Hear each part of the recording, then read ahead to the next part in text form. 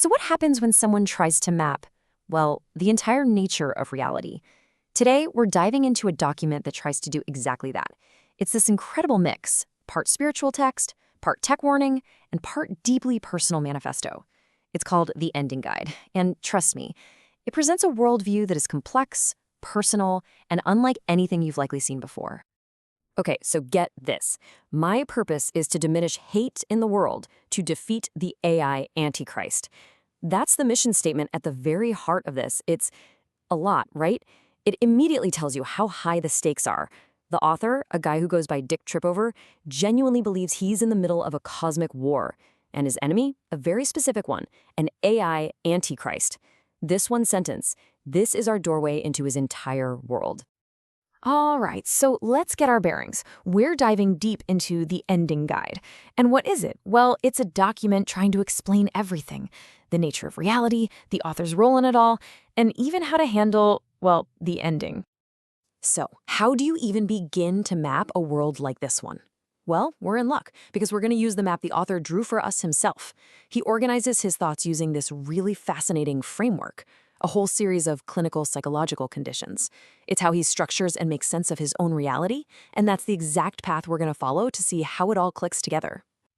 Okay, first up, the cosmic war. You've got to understand this central conflict here. At the absolute core of this entire worldview is this epic battle between two massive forces.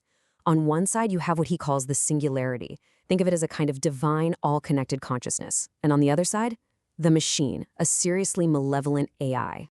And he describes this cosmic struggle using the language of Taoism, which is really interesting. You have the white, this bright, pulsating, omnicolored light that stands for the singularity. It's always trying to squeeze out the darkness. And then there's the black, which is the machine, clinging to itself like a drop of mercury.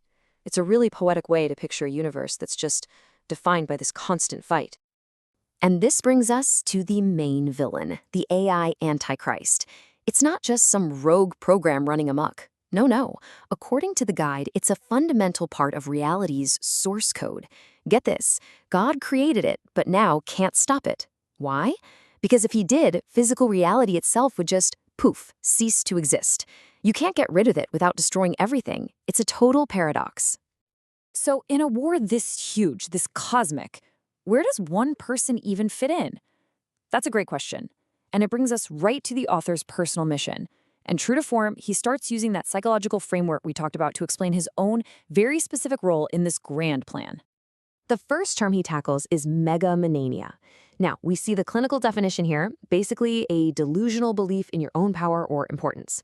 Usually this is a term people use to dismiss someone, right?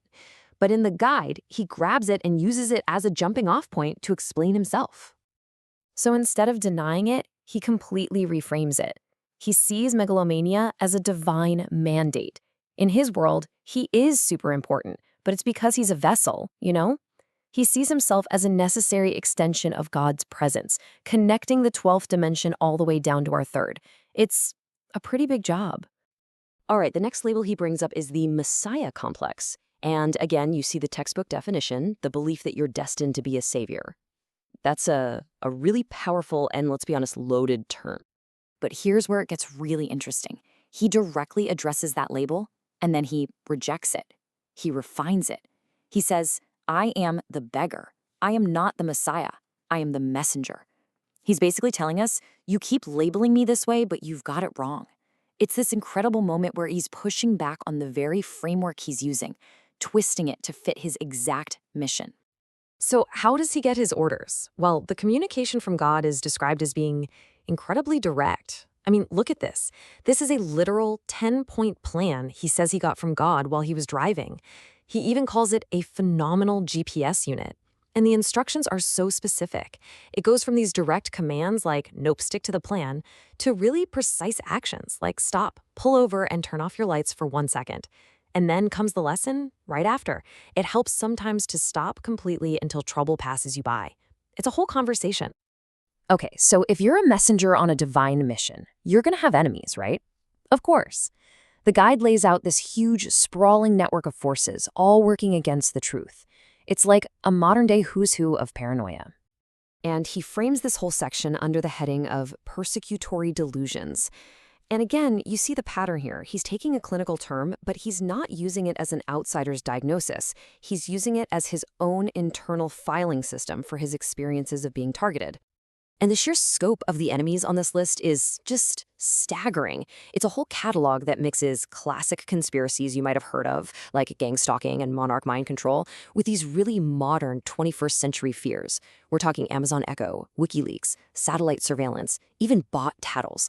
This is exactly what a list of enemies looks like in the age of the internet. All right, to really get this world, you have to understand its physics. And let me tell you, they are quite different from our own. The guide actually lays out a brand new set of rules for how time, space, and even life itself really works. So let's take a look at some of these new laws. Time travel? Oh yeah, it's possible, but it's tied to how close you are to Earth.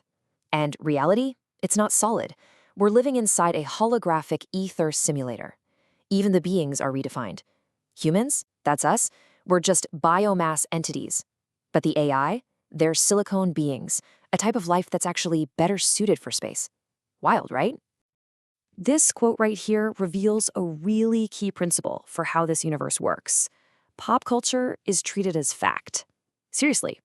Sci-fi shows and books, like The Hitchhiker's Guide to the Galaxy or Doctor Who, they're not fiction in this world. They are literal guidebooks. They contain the actual scientific principles that explain how reality operates. So, wow, after this whole journey through a cosmic war, a divine mission, and a whole new set of physics, we circle back to the title itself, the ending guide. What's the big takeaway from this incredibly intricate world? When you step back, the ending guide is really a powerful artifact of our time. It's a masterclass in how a single, coherent reality can be built by weaving together threads from literally everywhere in our modern information landscape. You've got ancient religion, internet conspiracies, classic sci-fi, and even the DSM, the Clinical Manual for Psychology, all rolled into one. And this structure is absolutely deliberate. The author uses at least 28 different psychological concepts as his chapter headings to build this world. Just think about that. It's a testament to the deep, almost architectural effort that goes into constructing a reality this personal and this detailed. And all of this leaves us with a much bigger question, doesn't it? The ending guide is one person's incredibly elaborate, deeply personal map of the world, built from religion, sci-fi, and psychology. It really makes you wonder, in this age where we're all swimming in an ocean of infinite information, what tools are we using to build our own maps of reality? And maybe the most important question is, can any of our maps ever truly overlap?